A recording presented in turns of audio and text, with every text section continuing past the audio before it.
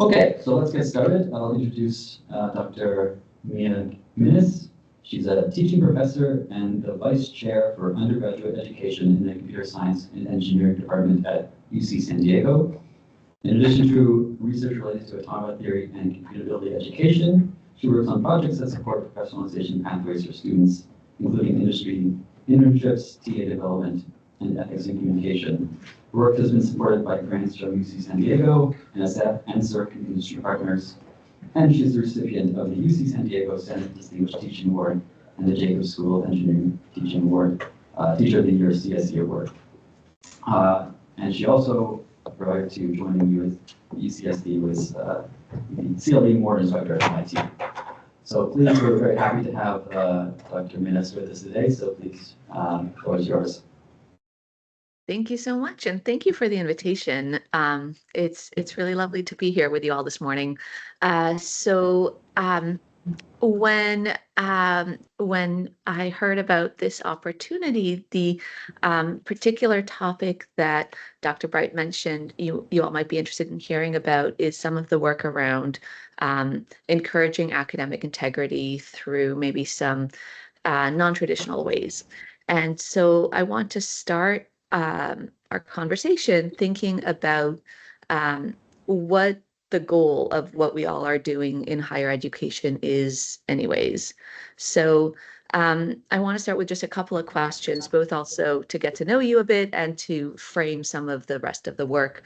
And I want to start with thinking of it, the goal of a university level computer science class, which I presume many of you have taken, at least a few of.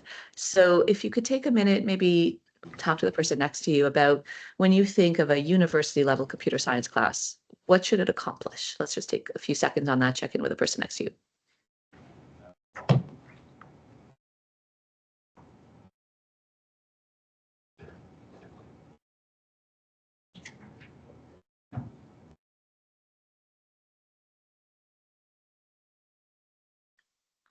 All right, and maybe some brave souls are willing to say into the microphone some of the things that came up.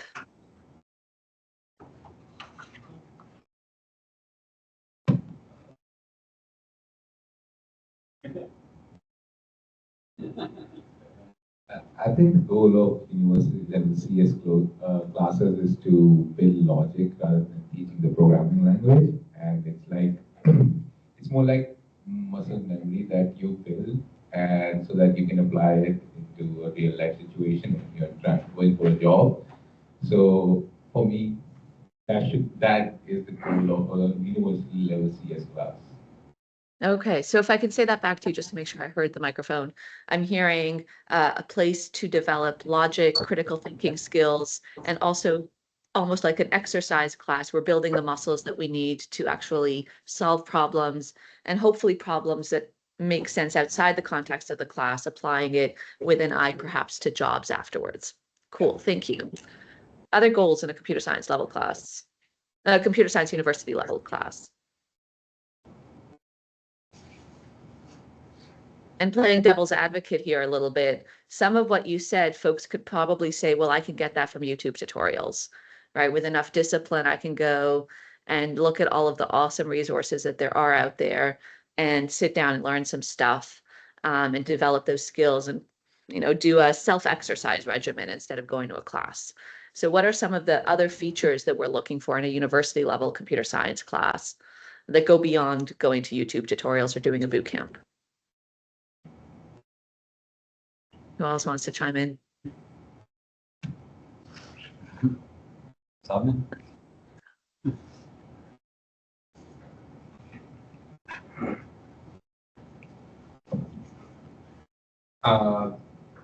I think one of the goals is to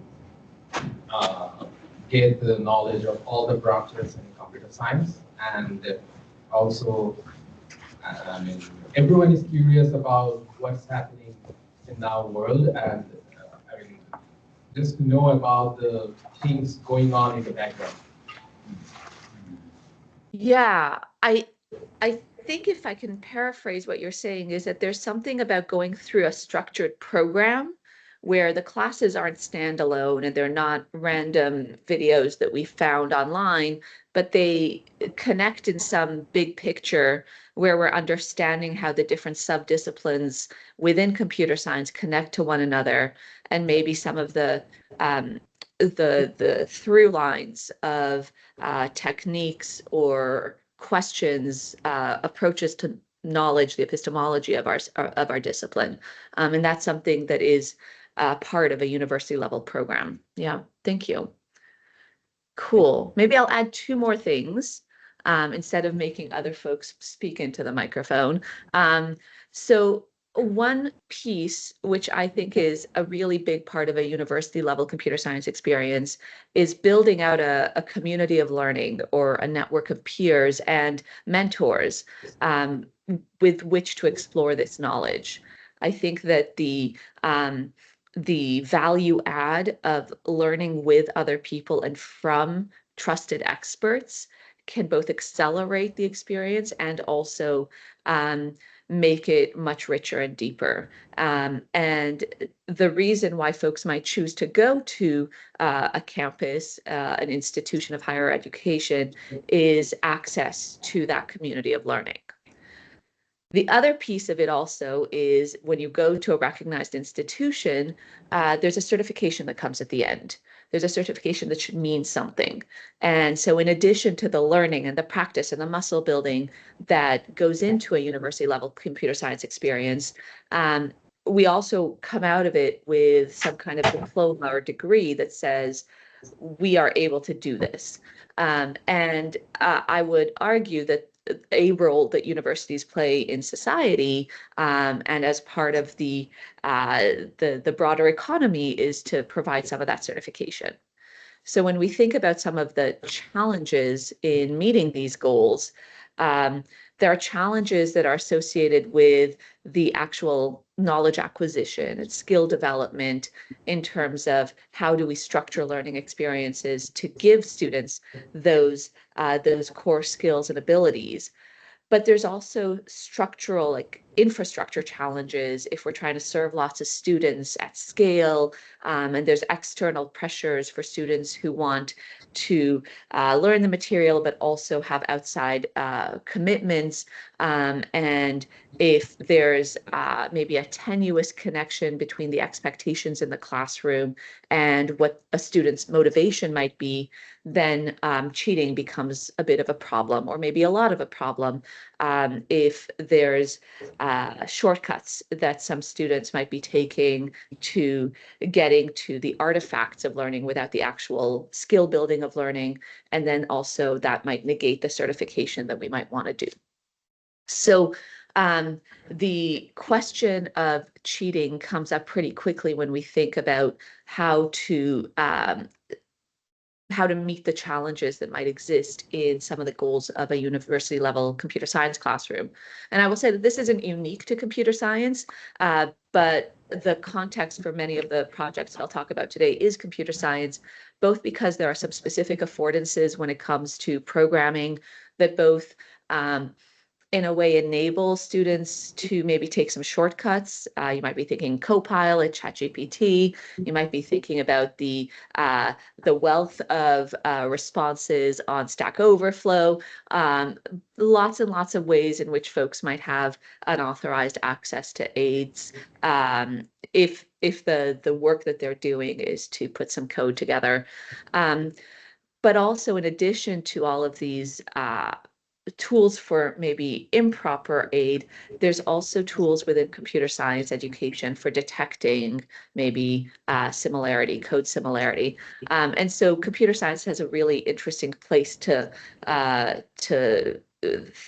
work in when it comes to thinking about academic integrity and in the computer science classes. So my plan for today is to give you a little bit of a potpourri of approaches and projects in this area. And it's going to be a bit of a highlights reel. We're not going to go super deep into any of the papers, but all the references are going to be here on the slides, and I'm happy to share that with you all. So you can take a look at it further.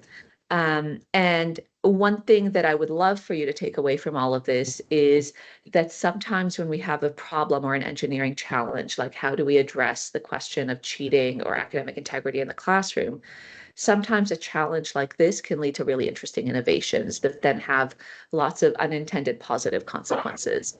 And so I hope that you're going to see that theme recurring throughout. All right, so I'm going to start with a project that I worked on with an economics graduate student actually here at UC San Diego, as well as the director of our academic integrity office.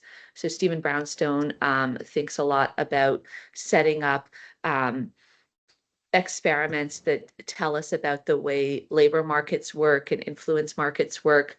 And this project was a bit outside of his wheelhouse, but it was really interesting to see how the economics perspective can be brought to bear on the question of cheating.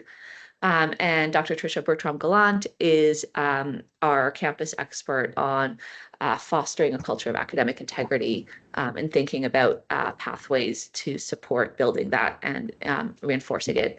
And Amanda Brovald was one of her colleagues in the AIO. So the idea for this project was to take some lessons from psychology, where nudging was an approach that was suggested for influencing behavior.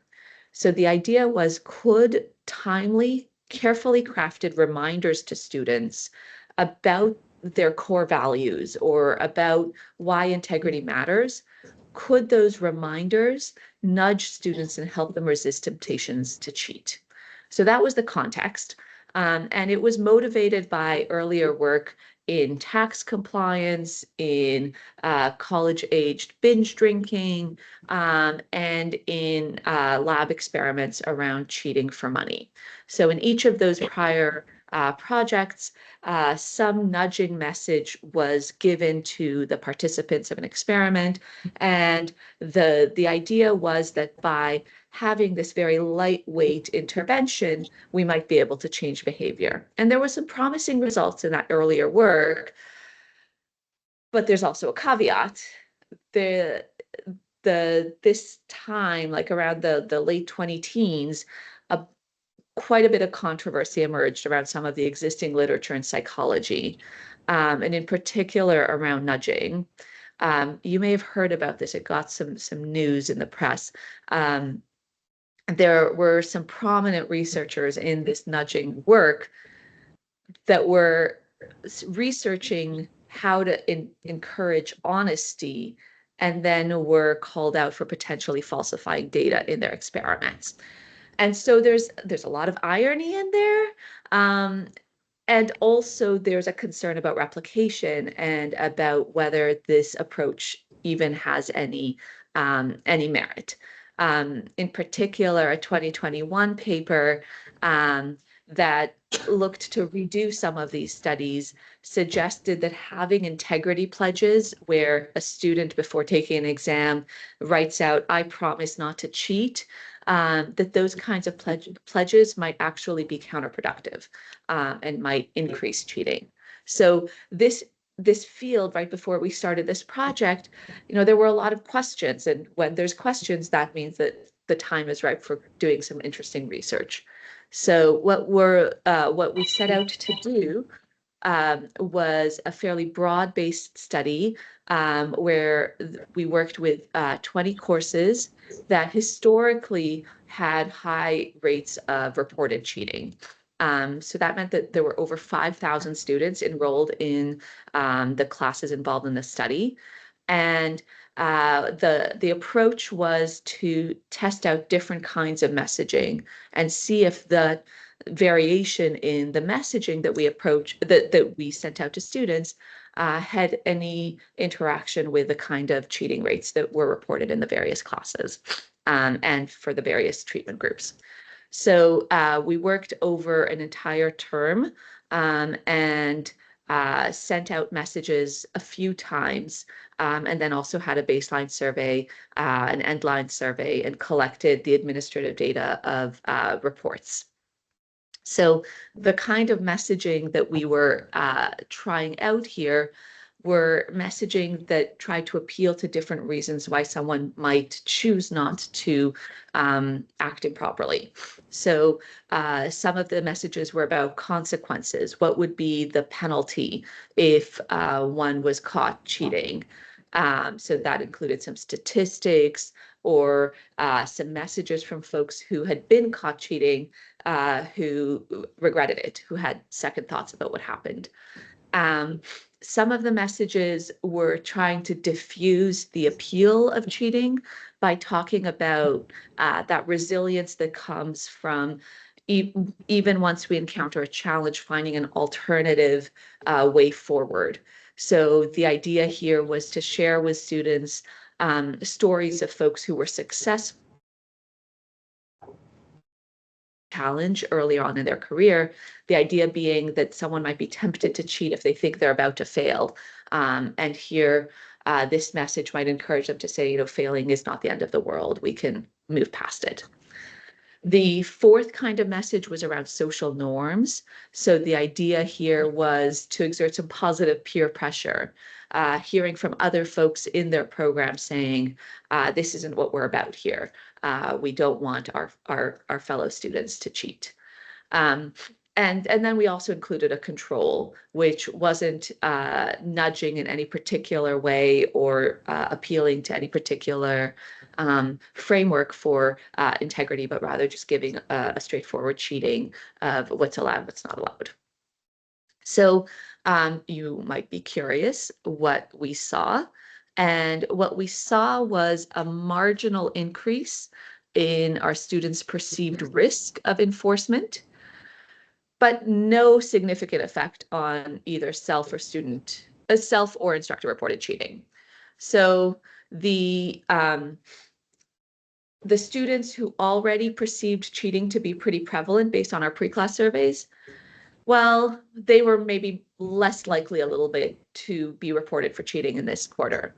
And those who already perceived cheating to be rare, well, then the messages maybe marginally increased the rate of instructors reported cheating in this term. So this feels really mixed, like what's going on here? And what we took away from this is that our messaging didn't seem to really nudge behavior, but what it may have nudged is the student prior probability that they assigned to how likely other people are to cheat. So in other words, the perceptions of pure behavior might be more powerful shapers of the behavior or the decisions around cheating than messages from some authority figure. That was our takeaway from this paper. So that was the first project I wanted to share with you.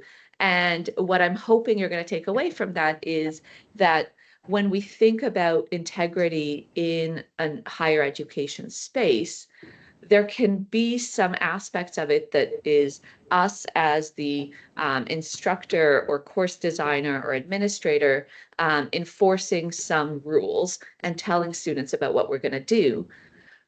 But also a really important factor of this whole picture is how peers interact with one another and their impressions of one another about the approaches to cheating and what does it even mean. So the next two parts of the presentation today are going to be, in a sense, follow-up work on what we do about this observation that peer perception becomes very important. So the next two case studies are work that we did in the thick of emergency remote instruction.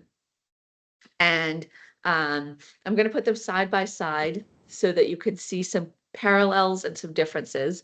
The first, so on the left of the screen, is a paper that's part of a suite of work with quite a few other engineering departments on campus, where the main focal point of the studies here was this idea of oral exams. So the response here to noticing that peer perception is really important is to think about how do we structure our assessments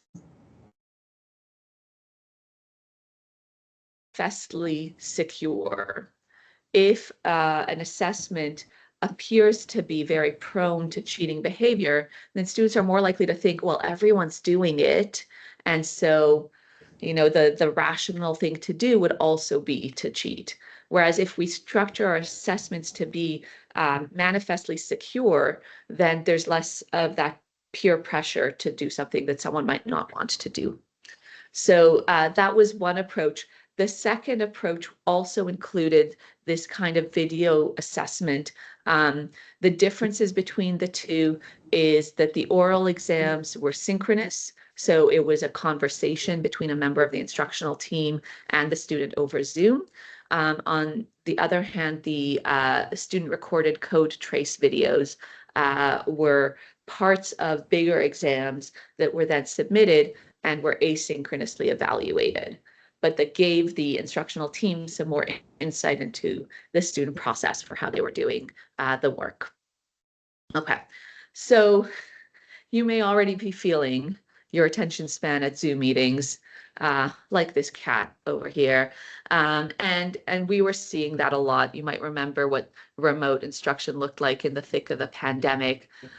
So in both of these projects, the context of the classes that we were running was emergency remote instruction.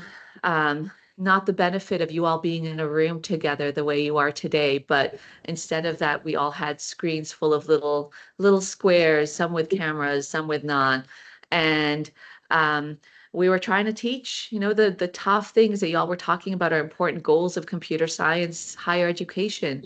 We were trying to teach programming. We were trying to build those skills that are going to be really important for students' future work. But we were doing that in challenging circumstances. So in thinking about how to build these classes, we wanted to think about integrity of assessments and ensuring the security of the exams, but we realized that we had opportunities to go beyond that, to not strictly think about it as an integrity issue, but also to build out really effective classes. So in the oral exams project, we were really thinking about social interaction, about mitigating the effects of isolation with emergency remote instruction through some interaction that might happen when we do a synchronous oral exam. And there's that moment when a member of the course team is talking directly with a student that can be really effective for social interaction. In the code trace project with the oral exams, we were really thinking about how to get a sense of authentic assessment. Back to those goals for computer science classes, if we want the programming skills that our students are developing to be relevant for their future projects, their future careers, it would be useful to see something more authentic than just the code at the end when it comes to really evaluating what conceptual knowledge students have and where there might be some misconceptions that would prevent them from applying that programming knowledge further. But we also needed to work at scale. The class with the video exams had over 500 students, and so doing one-on-one synchronous interactions was just not that tenable. So we needed to think about those richer artifacts plus scale plus the identity authentication piece. All right, so you might be curious what kinds of questions we might ask, and you'll notice that when we're dealing with a synchronous interaction with a student, the questions might be a lot more open-ended. We could ask things about a change impact analysis. If a student set up their program in a particular way, we could ask them, what would we need to change if we had a different loop construct, for example? Or how would you decide when to do a break versus a continue versus a return statement? And we could have that back and forth conversation to really dig into some of those design choices that are inherent anytime we write some code. On the other hand, when we were talking through how to design the video components of programming-based exams that were going to be assessed asynchronously, we wanted to think through what conceptual understanding could be conveyed in a video task that would tell us information about the code that a student wrote. And what we found really interesting is hearing how students described the updates that happen through multiple iterations of a loop. Turns out that there's a lot of variation. So looking back still on the right-hand side, we mapped out the code traces that we saw in these videos, and we often saw a connection between the way a student described the variable updates through the loop iterations and the kind of errors that might show up in their code. So if a student is tracing their code by iteration, but not necessarily in evaluation order, they seem to be more likely to have some mistakes in their code that might be related to not really understanding the instruction flow, the way that the code was actually executed. Whereas students who, as you can see in column B, might have had somewhat wonky traces that went across columns, but those wonky traces were fully explained by the evaluation order. A lot of students in that group ended up having fully working code that indicated that understanding evaluation order was likely correlated with understanding the concepts behind how to design these loops.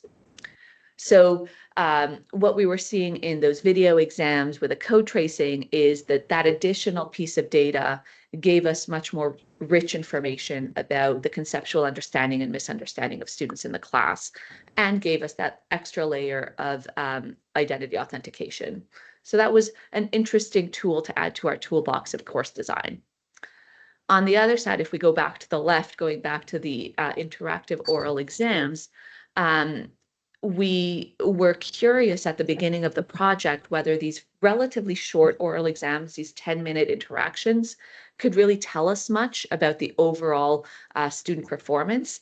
And you might see at the top table there that there was a really high correlation between the achievement in the oral exams and basically all other metrics of performance in the class. So even though these interactions were relatively short, and sometimes they were done by TAs and sometimes they were done by the instructors, they still seemed to give us a significant amount of information about what the students were able to do in the class. Something that goes back, though, to the takeaway message from the first project is the results of the post-oral exam survey that I want to point out. And in particular, we asked students about their impressions of the instructional team's affect towards them and what the oral exams may have told them about that. So in particular, we heard from students that to a great extent and significantly, they felt that the examiner cared about their learning in the course, and they felt that the examiner treated them fairly and respectfully. And this was a real highlight for us because before the course started, a lot of students were really stressed out about these oral exams. Many students hadn't had oral exams in their pre-university experiences. They were worried that they wouldn't be able to explain themselves well, or that it would be really confrontational. But what we saw is that the interaction was actually quite positive. And I wanted to share with you a few of the qualitative results that we saw in the open-ended student feedback about these oral exams. And in particular, the two things that maybe are a little bit surprising is that a student reported enjoying these exams. When was the last time you felt like, oh, that was so much fun after you left an exam? But there was something about it that encouraged deeper understanding, that students felt like once they were explaining their code, they understood it more deeply. I'm guessing as graduate students, some of you are doing TA roles where you're a teaching assistant for a class, or maybe you've had experience as tutoring students. And an experience I hear from a lot of my TAs and my tutors is that once they have to explain a concept to someone else, they realize that they're learning it a lot more deeply. And so in a sense, oral exams are giving that experience to all of the students in our class, not just the ones who end up being part of instructional teams. The other thing that came up is that the oral exams do give that layer of certainty for students that their fellow students are working honestly. So the students did report that they felt that the oral exams are double checking that students are doing their own work. And so as, calling back to that first project, as we observed that peer impression is really important, having something in the course design where we're fulfilling that contract with our students, that implied social contract that we're going to help certify their knowledge, not just be there as rubber stamps, but we're going to help certify their knowledge and their degree is going to mean something. These oral exams can be helpful for that too. All right. So takeaways from this project, from these two projects: novel assessment strategies can have some unintended positive benefits. And that's great for folks like me who focus on my teaching in higher education spaces. As a teaching professor, Dr. Bright mentioned that that's my role here at UC San Diego. I think a lot about how can we re-envision and modernize the way we approach higher education. And then we get to examine what are the consequences of some of those innovations. We noticed that these synchronous oral exams were an opportunity to build connections and trust, and that student perceptions of the prevalence or likelihood of other people cheating was informed by the course design. That in particular means that student perception can drive student behavior, and that student behavior not only tells us something about what they're going to do relative to cheating, it can also drive learning. So by students feeling like, oof, I'm not going to be able to cut corners in this particular course, they're also going to be putting in the work to get the learning outcomes that we want. All right. So I wanted to conclude with a couple of other approaches that came from this body of work that are informed by some of the lessons we learned. So the first project I wanted to share with you is a way of taking the lessons that we learned from oral exams in the emergency remote instruction world of the pandemic, and now thinking back to now we're on campus, you all are there together. Our classes here in San Diego are in person as well. And what can we learn from what we did during the pandemic days to bring to our current classes? So something that we've been piloting is something that was started in University of Illinois at Urbana-Champaign that uses a platform called PrairieLearn. And there's been quite a bit of research done on this platform. So the link for that is here on the slides. The idea behind PrairieLearn, the platform, is that it enables secured in-person assessment. So we have that both perceived and actual layer of security to mitigate against cheating in our assessments, but still having some of the flexibility and innovation that might come from some of the assessment tools that we were doing before. So PrairieLearn allows us to do self-scheduled tests, potentially with multiple attempts if a course is implementing something like standards-based or competency-based grading, where a student has multiple chances to demonstrate their achievement of learning outcomes. And we can do it in a way where there's a demonstrated commitment to enforcing academic integrity policies by having the actual assessment be in a space that is secured, and so gives both students and the instructional team confidence in the results of the assessment.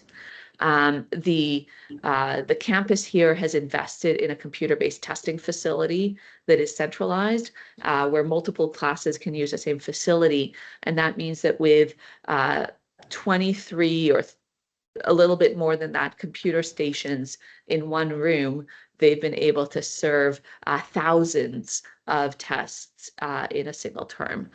So there's a real benefit to the asynchronous model here that allows us to scale to the level that we need to in our institution.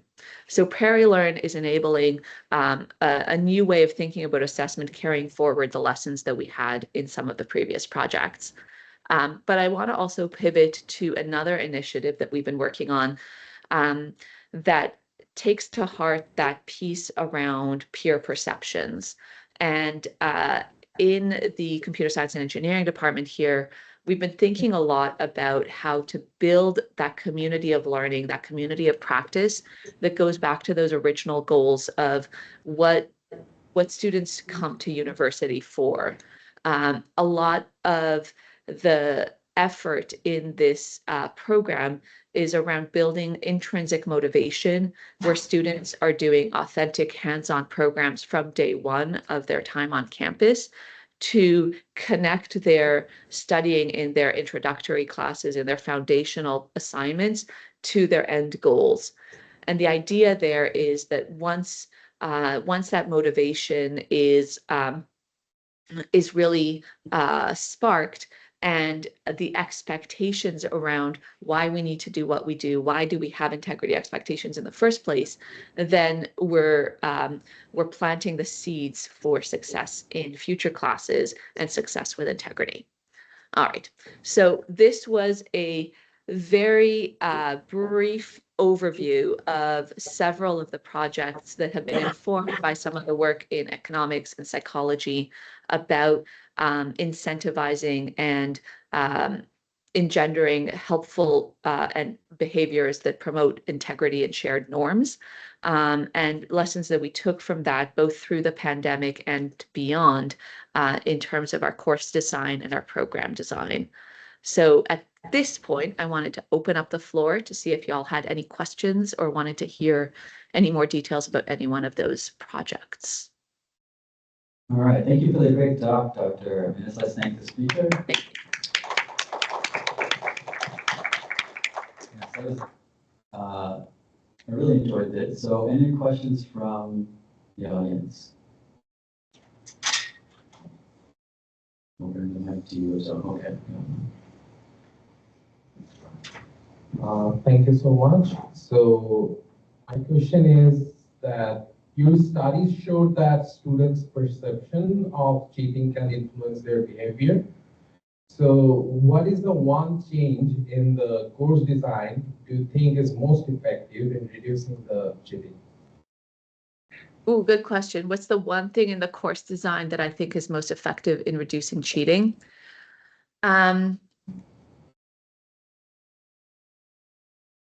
I think it's a matter of credibility for the instructional team.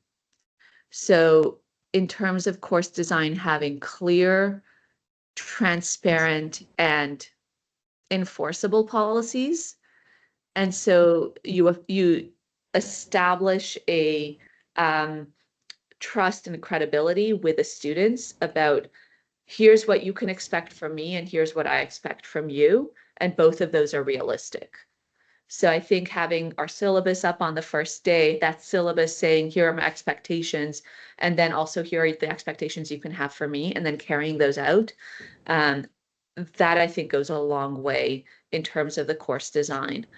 So clear and realistic expectations, both in back and forth. Thank you so much. Thank you. It's a great question. Yeah, any other questions?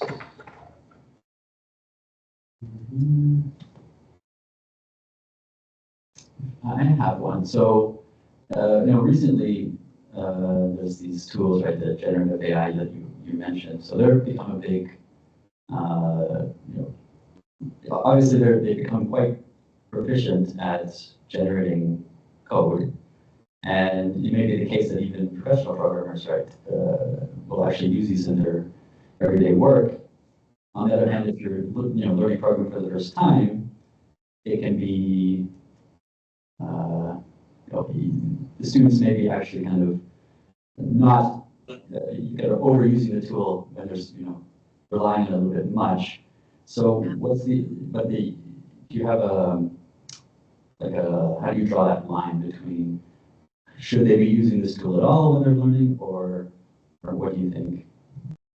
Such a good question. We've talked about this a lot here recently and in various professional organizations. One thing that I find compelling is the idea that the tools are there and we should also be able to use the tools. And we also need the foundations for ourselves, both to be able to work in a space where we might not have access to the tools, but also to be able to verify the output of generative AI. So in practice, what that I believe could look like is courses where the tool is available as a formative practice as students are working to learn the material or to accelerate their abilities, maybe to do bigger projects than they would otherwise be able to do at the introductory level. And also for there to be checkpoints that are strictly about what the student can do without the tool. That's where secured assessments, like in computer-based testing facilities, can be really important because the computers in those facilities can be configured as to which tools are available. And so having both knowledge and education around how to use the tools that are there, because I think some of them are pretty fantastic. They can let us do really cool things, and we don't need to worry about every semicolon anymore. They can really accelerate our work. I think that's important. I don't think we need to ignore those really interesting new directions in professional development. But I also think that there's value in doing the reps, back to the exercise analogy that one of you mentioned, doing the reps ourselves and making sure that we can, at least at the core of those foundations, trace through code, debug, think through the specifications, think through the testing suites, and do that without over-reliance on the tools. So I think incorporating novel assessment components in the class is a way to balance out those different learning outcomes that we want. And we want to explicitly acknowledge those different learning outcomes when we think about building out our class. Right. So in your courses, do you have a policy on how much, like in your syllabus, for example, if you say this is allowed or not allowed or what? Yeah, it's a great question. So the classes I'm typically teaching myself have carve-outs. They talk specifically about which tools are allowed for which assessment. So when I've got an open-ended project where a student is simulating a Turing machine and building out a mapping reduction to prove undecidability of one computational problem for another, I say explicitly that they're welcome to use any tool that they would like as they're building out this code. And I do say that they're welcome to use the generative AI coding suites as well. That being said, I also have some tests that are in really controlled settings where they might be reasoning through some of these ideas or debugging some constructions, and there it's their brain is what they have available to them. They're working in a fairly closed down environment where there isn't access to any of those tools. And yeah, that's spelled out in the syllabus. Okay. Yeah. Okay, so we have to get going. Any quick I'm sorry. Or all right, let's thank Dr. Minas one last time. Thank you.